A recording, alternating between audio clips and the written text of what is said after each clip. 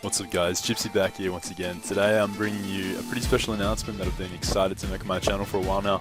I haven't had a chance to up until this point because I've been pretty busy with uni and other commitments.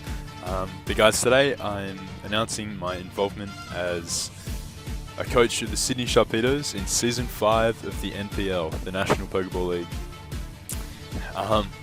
Guys, if you are at all interested in the draft format, that sort of format of play, you know, you follow the GBA, then I'm sure you've heard of the NPL. These are a really highly competitive bunch of guys who, you know, in my opinion, this is my opinion, but from what I've seen of past seasons of the NPL, they are the most competitive draft format that I have seen. So, you know, I'm really excited to be able to get a chance to go up against these guys.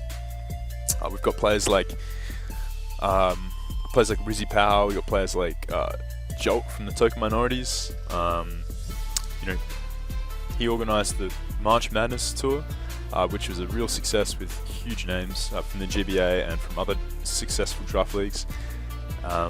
We've got players like Matty Brolick, you know, with amazing Smogon credentials. You know, insane tournament player, and really solid draft player as well. He had a fantastic run last season in the NPL. Not to mention newcomers to the league, along with myself. You know, we've got other Smogon players, and yeah, just other really solid draft players in general. So, if you guys haven't checked out the NPL, I will be leaving that link in the description below. I definitely recommend you go and check them out and get hyped to this season coming up. If you guys are excited, let me know. I personally am really excited. I'm really looking forward to the competition that it's going to bring, and you know, just the opportunity to play all these different great players. It's just something I'm really looking forward to. So today I will be going over my draft. We had our draft about a week ago or so. So I'll just be going over the team that I drafted. I was placed towards the later end of the draft. We had 16 people. The NPL has expanded to 16 coaches this season, so we have a lot of we've got a lot of guys, and we implemented a point system in the draft this season. So it wasn't just a free reign. Everyone spamming OU picks. We had a point system. So basically, we had different mons tiered depending on their worth in points.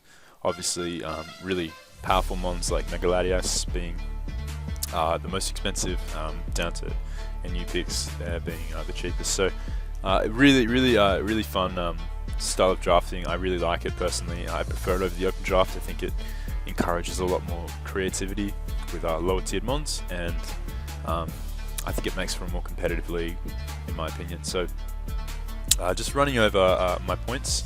The way I use my points, we all started with 125 points, if I remember correctly, and we had the option to franchise a mon before the draft began. And the way franchising worked was you could secure a mon before the draft began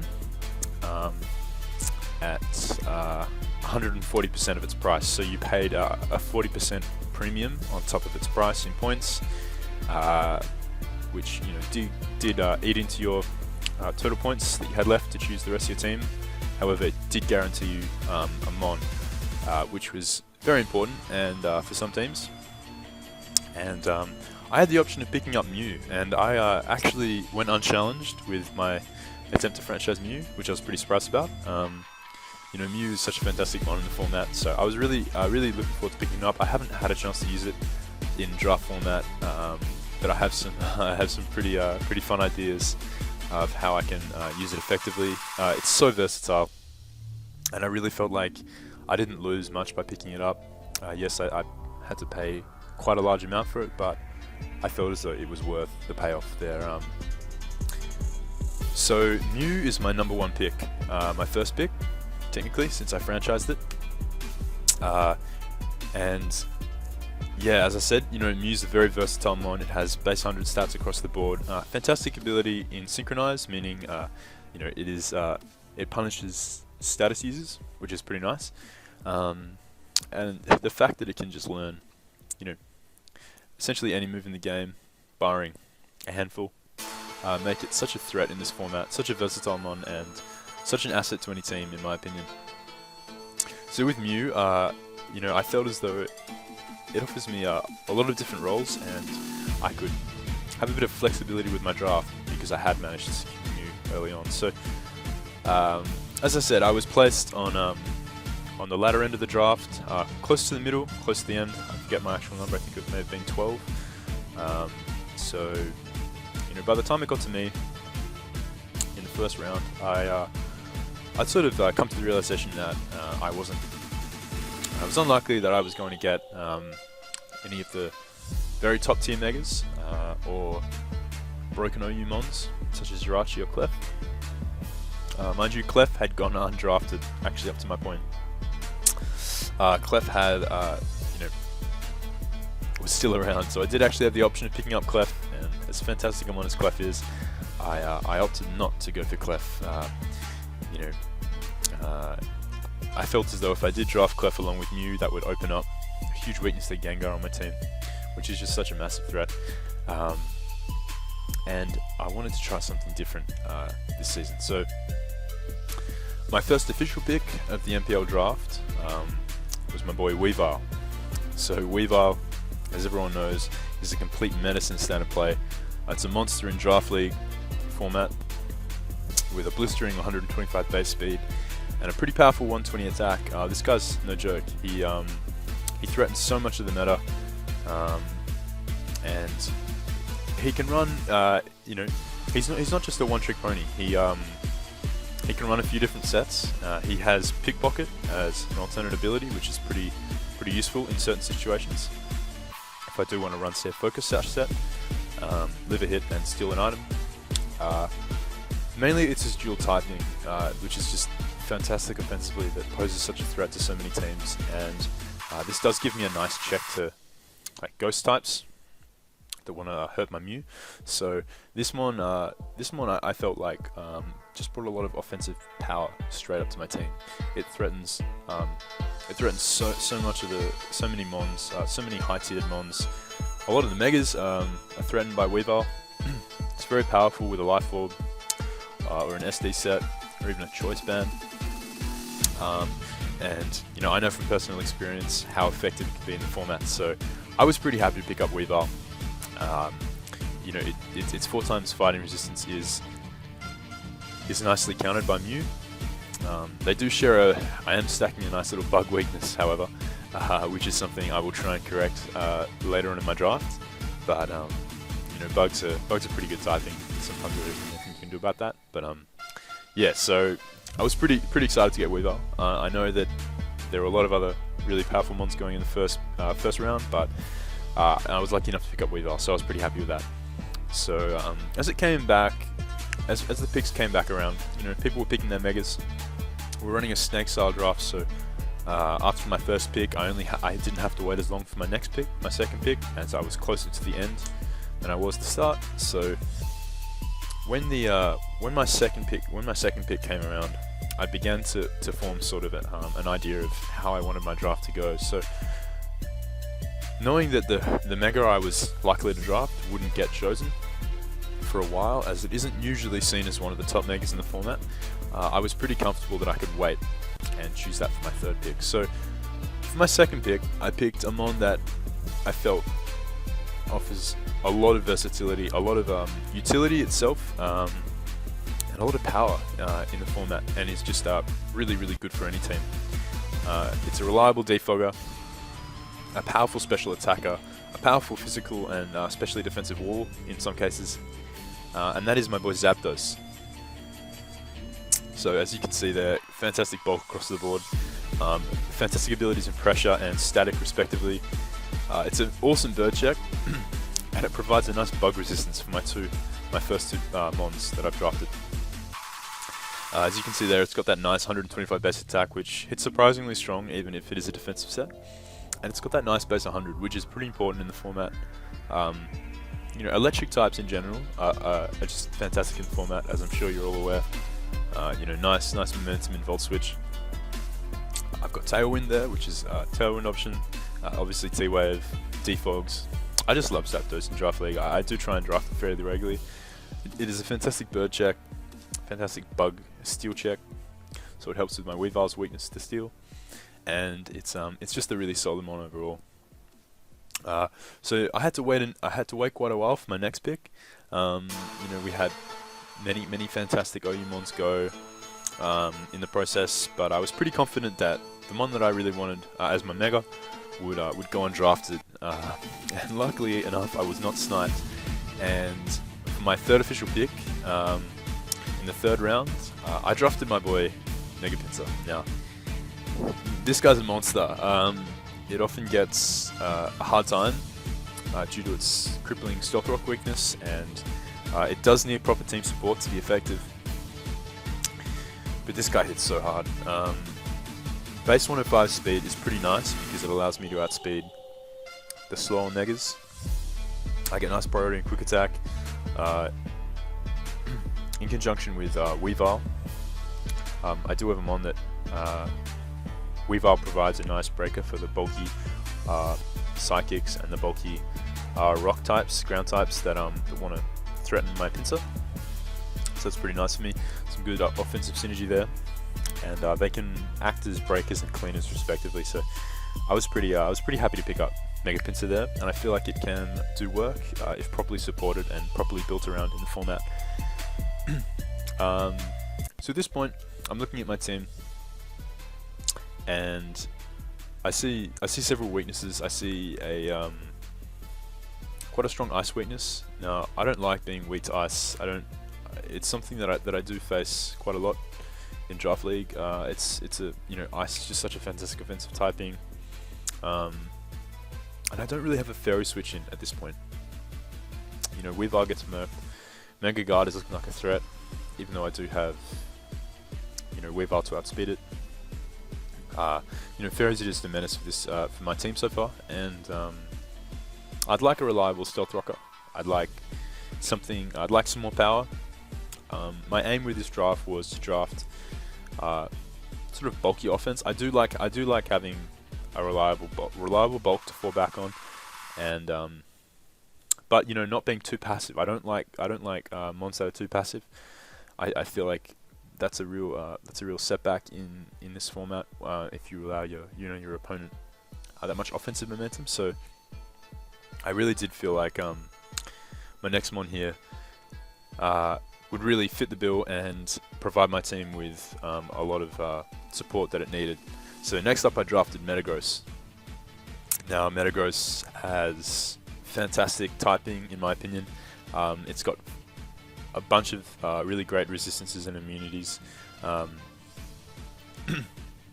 It's, you know, got the poison immunity, and it has a lot of really nice resistances there. It's got really powerful attacking stats. 1 through 5 is no joke.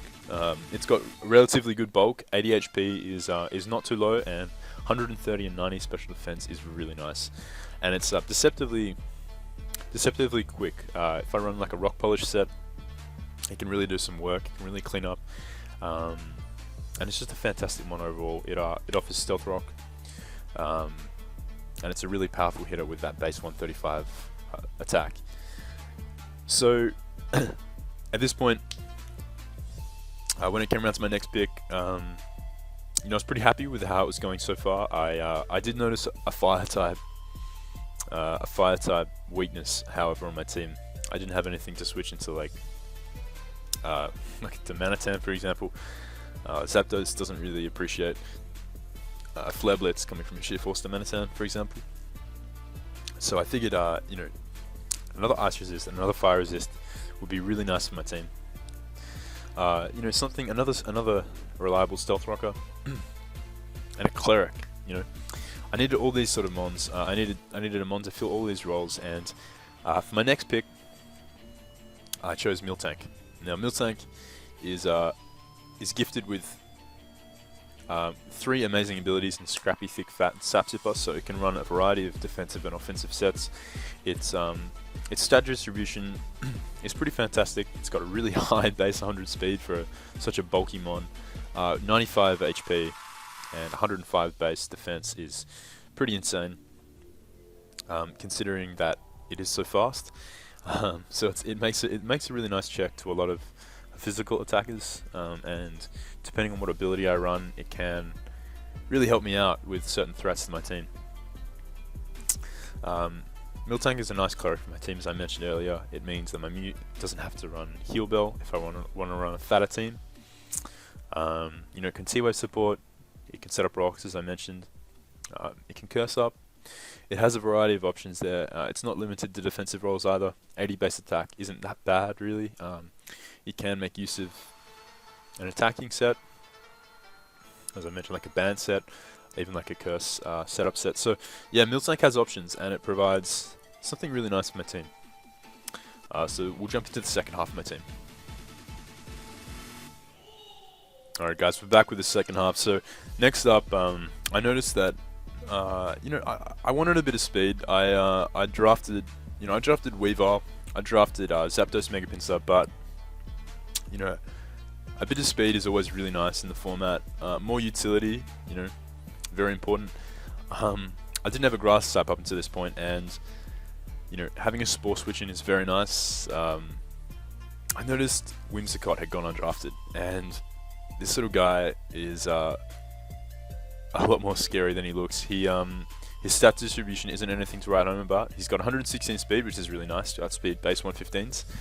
But it's his ability Prankster is where he truly shines, being able to cripple setup sweepers. You get off mementos and such.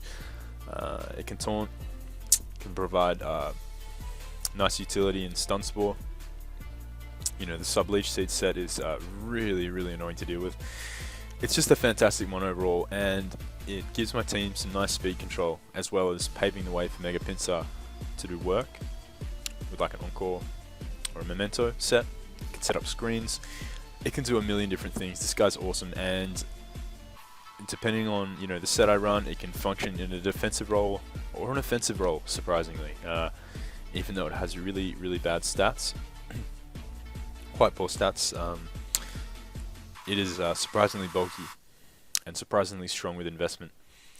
So, you know, Whimsicott was I was really excited to pick it up. I was glad I wasn't sniped, because I feel like it can just offer a lot of utility for my team.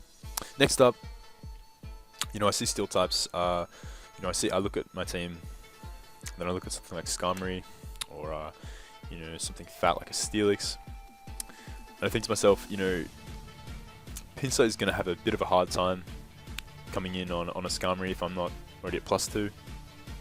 Want something that can help me break down those bulky steel types, as well as check dark types in a defensive role. So you know, I was looking around, and then I see Emboar. Now Emboar did not go drafted up until this point, and I was really happy that I could pick him up. He provides a nice fighting and fire type, which is pretty good offensive typing in my opinion.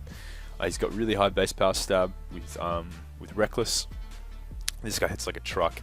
Able to Oko Clef with a choice band of Flare Blitz. That's pretty crazy. He provides a nice defensive utility against dark and steel types, purely by virtue of his typing and his huge HP stat. As you can see, he's got a really high attack stat for a starter mon. With Reckless, this guy hits like a truck.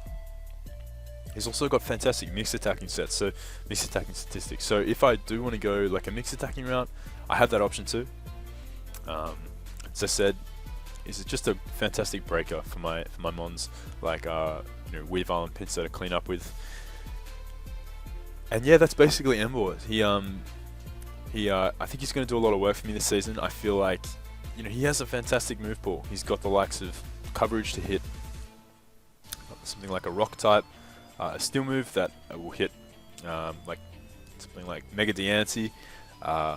You know, for super effective damage, he's got Wild Charge for the bulky waters that want to switch in. He can run, as I said, he can run a defensive set with utilities like Willow, Toxic, Restalk. You know, this guy has a variety of different roles he can fulfill, and he's definitely not a one-trick pony. So I'm really excited to see what I can come up with this season with my boy Emboar. Next up, You know, I do like having a bulky water to fall back on.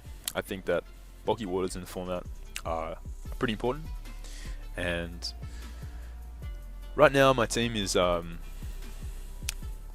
not too happy about offensive fire types. Miltank is a nice check, but you know, he can't be my be all and end all physical wall. I do like having a nice water type to fall back on, and I'm starting to build up a nice fire water grass core. So you know, keeping in theme, I decided next up to pick up Alomomola, who, with such a fantastic HP stat, as you can see there, 471 uninvested. He has a really good defense stat for the amount of HP he has. You know, at max, we're looking at 284 with an impish and 534. So we're passing big wishes. We're taking hits all day, and we've got the regenerator to heal up on the switch out. Now, yes, Alomomola can be quite passive, but you know, he's not as passive as people think, and that's something I do want to prove this season. You know, he can run. He can run. I was gonna mention Choice Band and Alomomola. My man Riz. But yeah, he's a very nice defensive check to a lot of mons. He can be set up fodder for certain things, so I do need to watch out for that. But I don't plan on playing Alomomola too passively, as the rest of my team is very offensive. So I can rely on Alomomola to be a nice defensive pivot, and pivot around to the rest of my offensive mons. Take hits, pass wishes to my my other walls, my other sort of defensive mons. And you know, he does provide utility. He's got the likes of Healing Wish to bring back one of my powerful sweepers, or my powerful breakers. He's got Tickle, which, as silly as it sounds, can severely weaken something like a Mega Metacham. He has options, and it's a very nice mon that I'm really excited to use. I've seen it used to really good success in other leagues, by other great players. So yeah, I'm excited to see what he brings this season. So now at this point I had 2 more picks left, and looking at my team, you know, I see an electric type weakness. Volt switches just have a fun time versus my team. It's not it's pretty common knowledge that offensive electric types do really well in the format, and you know, it's basically a must to have a ground type, because you don't want to be stuck in the void of U-turn, Volt turn shenanigans. It's not a fun time, as we all know. So next up, I had to pick my boy, my main man, my boy Stunfisk. Now, you know, this is a bit of a, you know, people are going to look at it and think, yeah, bit of a joke pick. What's this noob doing, picking up such a garbage mon? And that's fine. You know, you can stay sleeping on Stunfisk all you want. But at the end of the day, this guy does his job. He sets rocks, and he checks the majority of electric mons in the game. He's also a pretty nice flying resist. He's actually statistically a better bird check than Zapdos. He takes less from the banded brave bird than Zapdos does with investment, and he's got a nice ability in static to punish U-turners. So Stunfisk, as much of a meme as it does look like, is a really nice addition to my team, and he's never failed me so far. I had great success with him in the March Madness tour. In the CPC tour that I'm in at the moment, he's performed really well. Just overall, he's done me well, and he was a nice cheap ground pick, a nice electric immunity that my team desperately needed, and yeah, so I hopefully plan on Stunfisk putting in a lot of work this season, and you know, just proving a point why people should stop sleeping on him, because he's actually a threat. So my last pick, you're looking at my team. I do lack quite a bit of special offense. I have predominantly physical attacking threats, and you know, that's fine. I mean, I don't agree with the mentality that you definitely need to get a special attacker, because you know, what a lot of people don't realize who say that is that there's such a thing as overloading a physical check. you know, your opponent packs checks the physical attackers, but if you're packing all physical attackers, you are going to overload that threat if you play properly. So I really don't agree with you know, people panicking about not having strong special attackers. I do prefer physical attackers as an offensive type over special attackers, just personally. That's just me though, you know, that's just my opinion. However, for my last pick, I did decide, you know, I only had a few points left, and I saw this mon, you know, I was looking through the lower tiers, and I figured this mon here does offer me not only a powerful special attacker, but really nice utility. Now, for my last pick, I picked up Kadabra, and you know, you're probably looking at him and thinking, you know, Chissy, why would you draft that thing? You know, that's 40 HP, 30. He's gonna die to like a Smeagol's fake out, right? But like this guy, yeah, I mean, he's not leaving any hit whatsoever. But we all know what Sash Alakazam does. It's a really nice backup check to like a sweeper. You know, +6 Zard. You know, you got a Sash Zam, it's no worries. Kadabra functions pretty similarly. He's got a base 105 speed, allowing him to outspeed base 100 mons. He's got base 120 attack, which is no joke. You know, Starmie has base 100 attack, special attack. Sorry. Jolteon has base 110. You know, you've got Raikou, base 115. Like, this guy has a higher special attack stat than all of those, and he's got really fantastic coverage. He's got a fantastic godly psychic move pool, getting coverage of all sorts. He's got a really nice utility move pool too, which I hope can put in some work this season. All in all, you know, Kadabra is there to pose somewhat of a specially offensive threat against my opponent's teams, and you know, worst case scenario, he is trade fodder for free agent trade or something of that nature. So, but I was pretty happy. With this last pick, and I do feel like over any of my other potential options, he brought the most to the team. With Magic Guard, I don't get affected by hazards. If I do run the Life Orb, I don't get affected by the Life Orb recoil, and he's pretty strong. Not gonna lie, 120 base attack is no joke. It's not something you should just ignore, and I am pretty excited about the different sets I can come up with in regards to Kadabra. So there you have it, guys. That is my draft for Season 5 of the NPL. Just once again, I'm really excited to be given this opportunity to play against these guys. I have been watching. I did watch all of their last season. I got introduced to it through watching Matty Brolick and his run in the NPL. He did really well with a subpar team, so props to him. And this season, everyone has amazing teams. I will be linking the NPL in the description, and I encourage you guys to go and check out everyone involved. You know, they'll all be doing their respective draft analyses on their channel, and yeah, guys, the competition has never been higher in the NPL. With everyone a really competent player and all the teams stacked, there is no weak team in the league. Everyone has drafted power from all tiers, and it's shaping up to be a really exciting season. So yeah, I'm definitely looking forward to it, and I hope you guys all are. I will be bringing my matches to my channel when we have them. I believe the first match will be going up this Sunday, so stay tuned for that. And if you guys are excited, let me know. You know, drop a like or leave a comment. Let me know what you think of my draft. If you think I drafted like complete ass, or if you know you like it. You know, tell me what you think. I'm interested. Not that I could change anything now, or that I would change anything personally, but you know, obviously I respect all your opinions. So let me know what you think. And yeah, guys, I hope you're hyped, because I know I am. I'm really excited to get the season underway and face off against the most competitive league I've been involved in thus far. So thanks for watching, guys, and I hope you enjoyed.